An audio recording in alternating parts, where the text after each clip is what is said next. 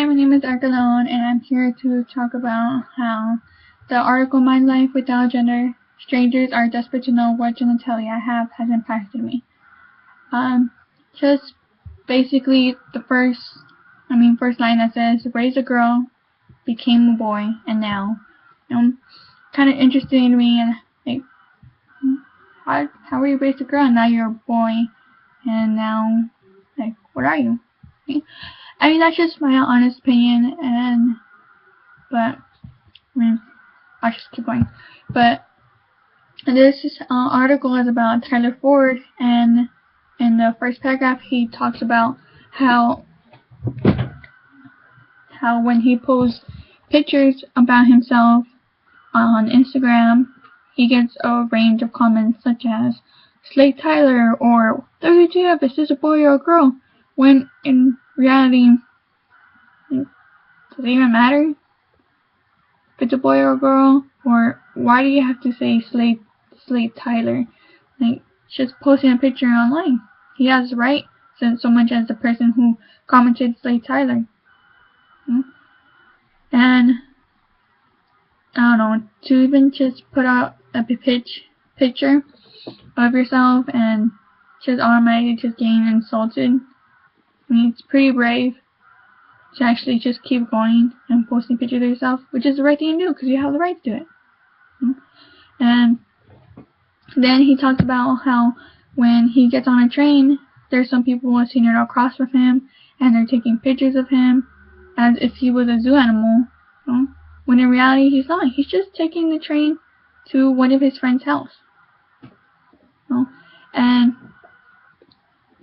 he's, for them to actually be whispering about him as if he wasn't even there, it's hurtful to him and to others that it has happened to, because it's not nice to especially be talked to in front of you, because like, what did I ever do to you? Or what did that person ever do to you for you to actually talk about them, especially if you don't even know them? That's the first time you ever saw them. Then he talks about when he was 20 years old and he started attending Vanderbilt University in Nashville, Tennessee, and he starts describing how he started to discover YouTube videos about a transgender man documenting his first year on testosterone. And when he shared this video with his friends mostly replied, "Oh wow, that's cool." But in reality, he wanted to scream out of his lungs, probably, this might be me. This might be me. This might be a path that I want to choose. And then when he was sitting down in his psychology class, he found himself admiring a girl sitting in the corner. And as he describes, he spent weeks struggling to pull his eyes off of her. So he spent hours, searching, what that meant. Like, what did that mean for his sexuality? Did that mean he was gay? Because he thought that he liked a girl. And then as he tried and exercised the word lesbian, he didn't feel comfortable using it, which is probably a word that didn't describe him, because if a word describes you, then you would be comfortable most of the time to use it. And if that word didn't describe him, then it's probably why he wasn't comfortable using it. As then he later discovers that maybe if he replaces his dreams about wanting to grow a penis, and maybe instead of having a penis, he could have bigger breasts to make himself feel more like a woman. But since the breasts never came and the feelings never came, he felt that there was something missing from him that he didn't know about. Like, he felt hollow inside. After 8 months of research, he finally decided to start in a hormone replacement therapy. And when he came out to his friends and family, about him wanting to be a transgender man, his friends were supportive about it, which is great, because especially something that is important to you, you especially want your friends and family to be there with you. And as he decides to be in a hormone replacement therapy, he decides that he wants to choose, instead of using she and her, he would rather people use he and him, which especially since his friends and family were supporting him, they agreed. And in his first appointment with his gender therapist, he was considered to be transgender enough, which meant he felt that he was trapped in a wrong body. He was then given a prescription for testosterone, and he thought that with these hormones it would probably connect the gap between his body and his true self. As in the next year, he felt that he was more in tune with himself, that he dropped out of college and he got a role on the Glee project too, which was a show that you would contest to be able to win to be a guest on Glee. But as then he reflected on whether or not transitioning was the right choice, he then discovered that as his voice became more stable and his beard filled out, that he wasn't feeling like a man he thought that man was. Like, he didn't feel like he wanted to be a man anymore. So when he realized this, he closed himself for 2 hours inside his closet with his laptop, and as he recorded himself, for those 2 hours, he came out to himself and describing himself that he was now going to be a non-binary person, meaning that he wasn't going to be associated with being a man or a woman, which meant that he was coming to grips of who he truly was. And on his first day of hormones, he decided to shave off one of his legs. And when I read the part that he just shaved off one of his legs, I didn't think it was bizarre. It was just like, as I think of it, when you're trying to make sense of things, you do things that make you come to sense with it. Especially just shaving off one leg was, not forcing himself to be in any gender stereotype, because man supposedly, they're not supposed to shave their legs, considered to the stereotype, and then women are supposed to have smooth, glowing legs, so he wouldn't be classified as any gender.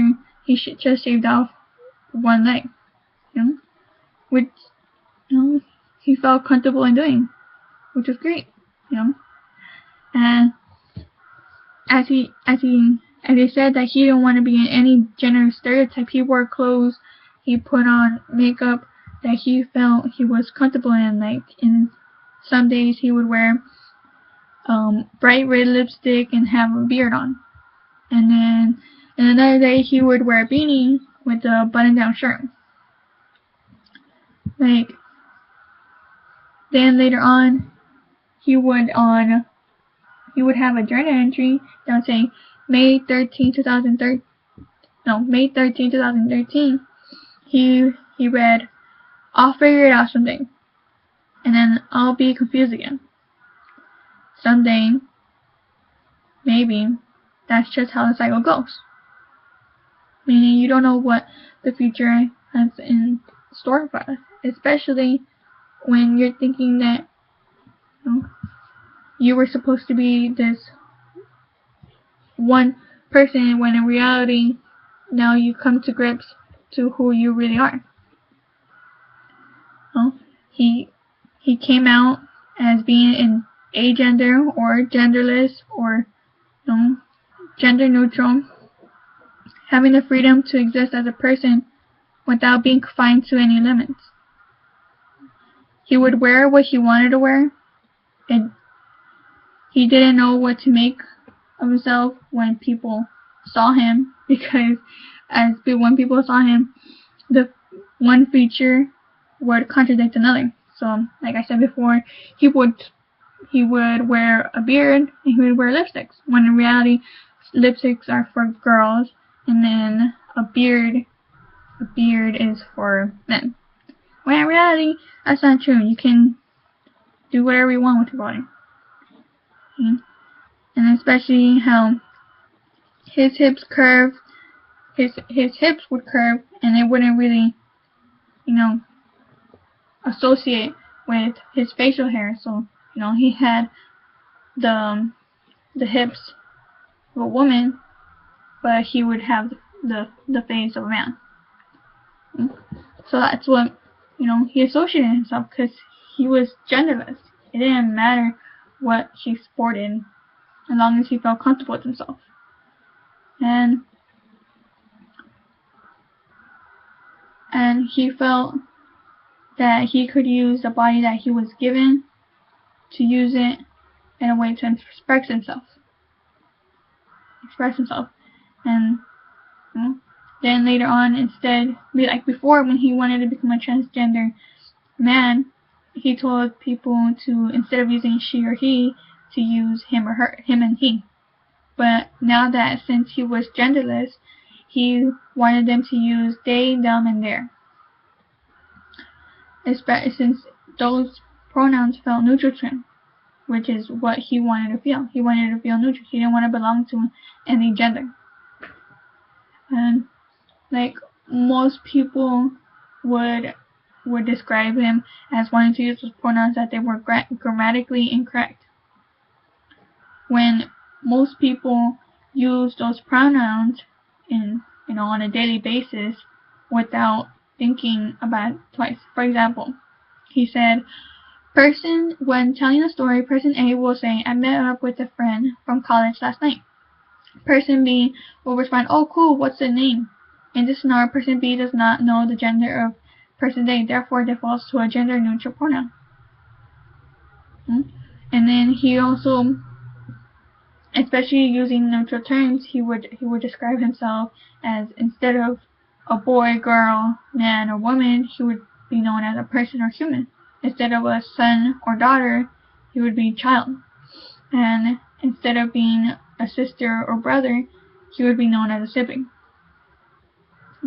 I think Tyler is a strong person, because to be able to have like a rebuttal to someone who thinks that their choices are wrong is a brave thing to do, by sticking to the choices you chose that make you happy.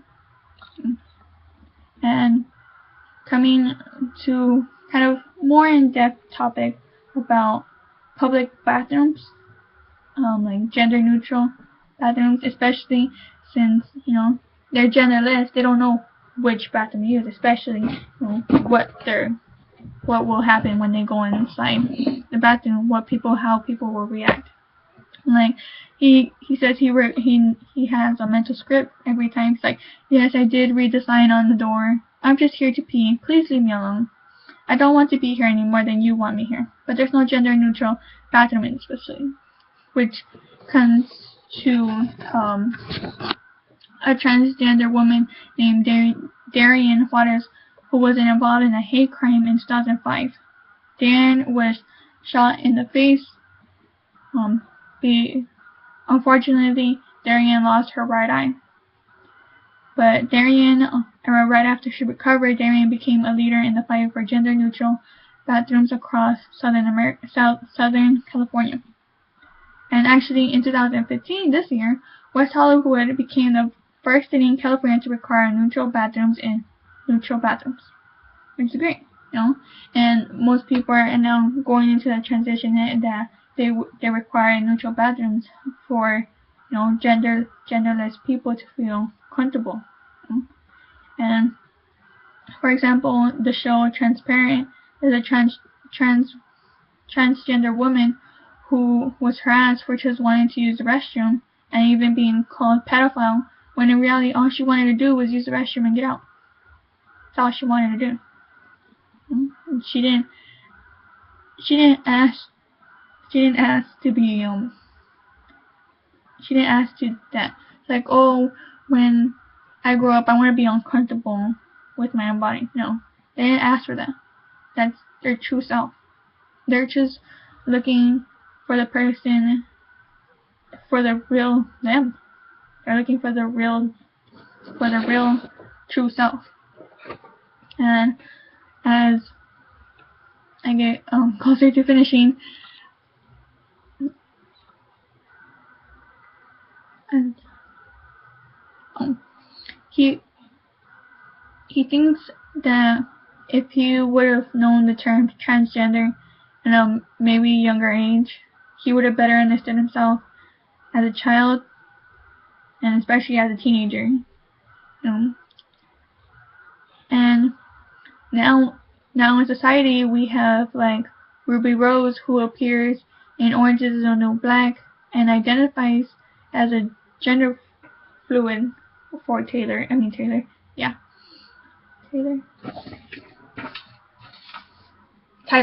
Sorry, Tyler. I don't know, because it's just, the thing is that non-binary people already exist. The thing is just acknowledging them by the media and only, being able to gain visibility in media. And he would want, the transgender youth to be able to follow their dreams and, be themselves and not be able to have to, conform themselves and being someone they don't want to be.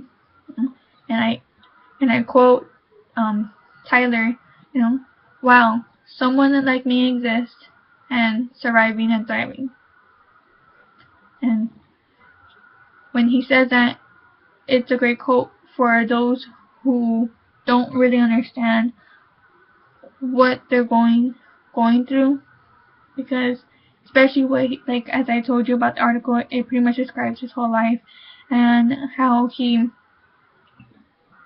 what he had to go through, that he was known as a girl and then he wanted to become a transgender man, but then in reality he didn't want to be neither. He wanted to be genderless, and as I talked to you before, that when he got on that train he was going to his friend's house, and when he was at his friend's house they pasted a black nail on his middle finger that said "go away."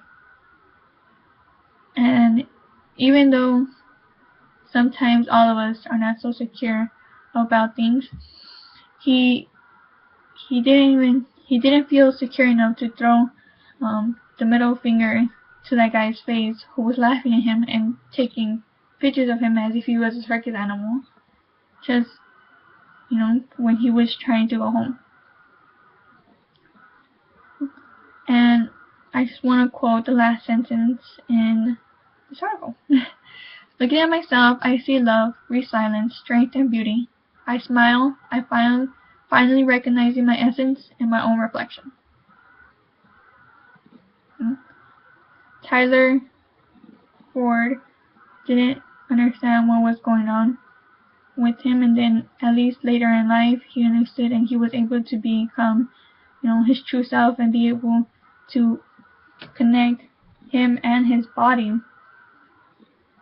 to be one person, which was genderless. And especially this article has gotten me to be more interested in the transgender community, because what Tyler went through, it's interesting to know that even though before it would have been harder of him to be accepted, at least now in like media. People like Ruby Rose or Caitlyn Jenner or Laverne Cox are being out there and being role models to those who don't understand what's going on with them.